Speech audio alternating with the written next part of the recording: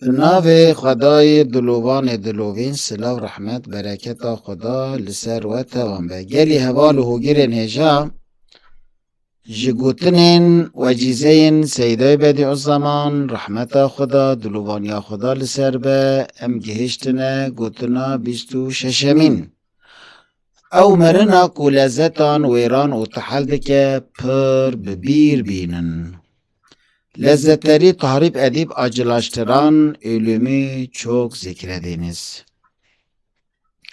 Bizane ku tu biçi gore xavusan amade bike. Kabre gideceğini bil, öyle hazırlan. Ew dümana piştî çûna lezzetan dimîne gunehin wanin. Lezzetlerin zevalinden sonra kalan dumanları günahlarıdır.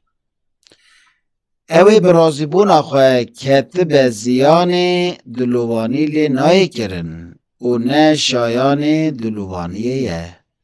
Zarara rızasıyla girene merhamet edilmez ve layık değildir.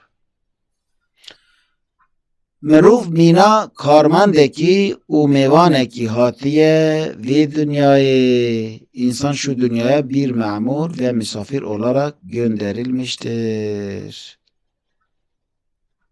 Emanet Xuda bin, Xuda alîkarê we be bimînin de xêr û xweşiyê de.